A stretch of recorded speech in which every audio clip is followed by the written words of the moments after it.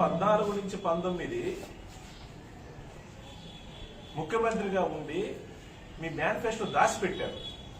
నేను ఛాలెంజ్ చేస్తా ఉన్నాను, మీ మేనిఫెస్టో ఏదైతే 2014 ముందు మీరు ప్రజలకు రిలీజ్ చేసిన మేనిఫెస్టో తీయండి. మా మేనిఫెస్టో తీసుకొని వస్తాను. ఎవరు ఎన్ని హామీలు, ప్రజలకు ఇచ్చిన హామీలు అమలు చేశారో, నెరవేర్చారో ఛాలెంజ్ చేస్తా ఉన్నా. మీరు ఒక్క హామీ కూడా అమలు చేయకుండా ప్రజలను మోసం చేసి ఈ రోజు ఏ మొహం పెట్టుకొని నువ్వు ప్రజల దగ్గరకు వచ్చి మా నాయకుడిని జగన్మోహన్ రెడ్డి గారిని నువ్వు ఏకవచనంతో మాట్లాడుతున్నావు. ఆఫ్టర్ ఆల్ నువ్వు ఒక వార్డు నెంబర్ గెలవలేదు, ఒక వార్డు నెంబర్ కూడా గెలవలేని చేత కానీ నువ్వు. ఎందుకంటే నువ్వు మంగళగిరిలో నీ సొంత నియోజకవర్గం, మంగళగిరిలో సొంత నియోజకవర్గం పేరు కూడా పలకలేని ఎదవులు.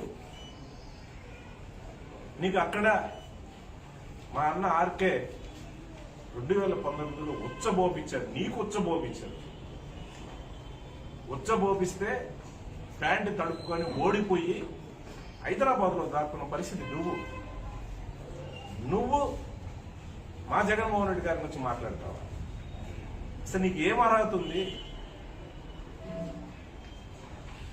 నీకు చేతగాక నేను నా నియోజకవర్గంలో 31 మంది వార్డు కౌన్సిలర్ ఏకగ్రీవం చేశాను.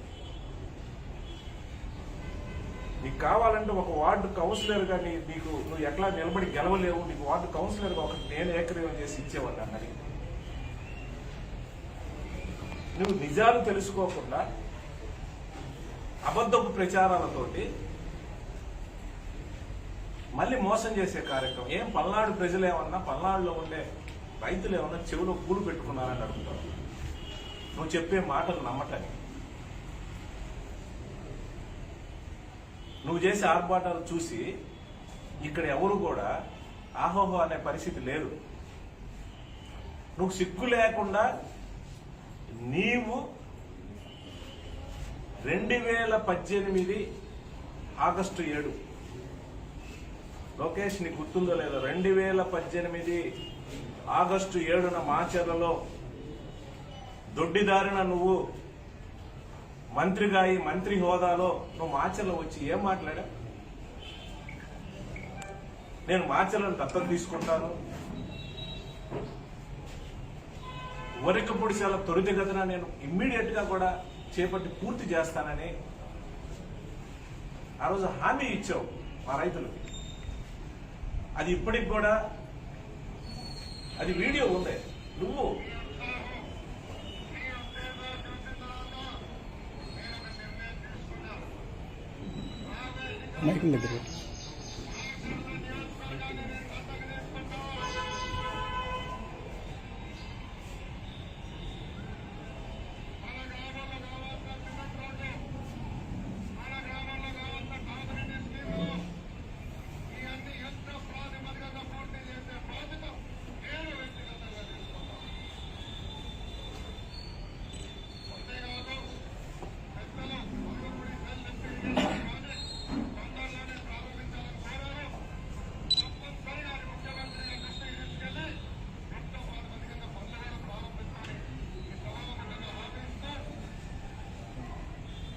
అంటే ఎవరు పూలు పెట్టి చెవులో, ఎవరు పల్నాడు ప్రజలు ఏమైనా పూలు పెడితే మోసపోతారు అనుకుంటున్నారు? 2018 ఆగస్టు 7వ తారీఖున నువ్వు మాచర్లలో మాట్లాడి ఇదే హామీ ఇచ్చావు. నువ్వేం చేశావు? నువ్వు మోసం చేసి పోయావు. మళ్ళీ ఎలక్షన్స్ ముందు, ఫిబ్రవరి 6వ తారీఖు ఎలక్షన్స్ ముందు మళ్ళీ ఆర్భాటంగా మాచర్లు వచ్చి సిగ్గు లేకుండా ఒక ఫేక్ జీవో ఒకటిచ్చారు. ఏది వరకపొడిశాల ప్రాజెక్టు నేను ప్రారంభం చేస్తాను, ఇస్తానని చెప్పి. ఈ ఫేక్ జీవోకి నిజాయితీ ఉందని అడుగుతావు. నువ్వు ఇచ్చిన జీవోనే లోకేష్. నువ్వు మంత్రిగా ఉన్నావు, మీ అయ్య ముఖ్యమంత్రిగా ఉండి వరకపొడికి సంబంధించి ఒక ఫేక్ జీవో ఇచ్చావు. ఈ ఫేక్ జీవోని అడ్డం పెట్టుకొని మా ప్రాంత రైతాంగాలను మోసం చేయడానికి ఒక ప్రయత్నం చేస్తావు. నువ్వు ఆ ఫేక్ జీవో ఇచ్చి ఎట్లా పనిచేస్తావు? ఆ ప్రాజెక్టుకు సంబంధించి మొత్తం కూడా టైగర్ వైల్డ్ లైఫ్ ఫారెస్ట్ లో ఉన్న పరిస్థితి అది నువ్వు ఆనాడు కూడా సెంట్రల్ గవర్నమెంట్ తో సంప్రదించలేదు. మీరు ఆ రోజు కలిసే ఉన్నారు. మీరు బీజేపీ తోటి కలిసి అధికారాన్ని పంచుకుంటున్న మీరు ప్రజలను మోసం చేయడానికి, రైతాంగాన్ని మోసం చేయడానికి ఫేక్ జీవోలతోటి ఆ రోజు 2018 ఆగస్టు 7వ తారీఖున పబ్లిక్ మీటింగ్ లో చెప్పి సిగ్గు లేకుండా మళ్ళీ ఏదైతే ఫిబ్రవరి నెలలో మళ్ళీ వచ్చి ఎలక్షన్స్ ముందు మళ్ళీ మాచర్ల సెంటర్లో ఒక స్టోన్ వేసాం. మళ్ళీ ఈరోజు 2300 కిలోమీటర్లు తిరిగినారని మరి వరకపూడి సార్ నేను ఇస్తానని చెప్పి బొల్లాపల్లి దగ్గర ఇంకొక స్టోన్ వేసాడు. మళ్ళీ నిన్న మీటింగ్ లో మళ్ళీ ఆగస్టు 7, 2023 మళ్ళీ అదే మాట మాట్లాడతాడు. వరకపూడి సార్ నేను ఇస్తానని చెప్పి త్వరితగతిన పూర్తి చేస్తాను, నేను చేస్తానని చెప్పి. అసలు నీకు ఆ నిజాయితీ ఎక్కడుంది లోకేష్? అసలు నువ్వు మాట్లాడితే నిన్ను చూస్తే మా ప్రాంత ప్రజలు నిన్న ఒక బఫూన్ అనుకుంటున్నారు, నువ్వు వెర్రి పుష్పాన్ని అనుకుంటున్నారు లోకేష్. అది అర్థం చేసుకో.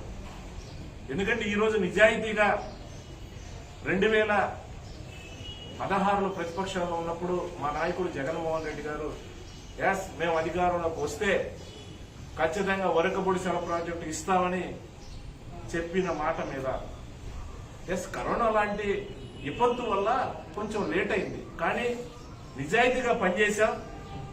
ఈరోజు ఏదైతే ఫారెస్ట్ సంబంధించి tiger reserve forest wild life సంబంధించి అనుమతులు ఏవైతే కావాలో మే 19, 2023 పూర్తిగా కూడా మేము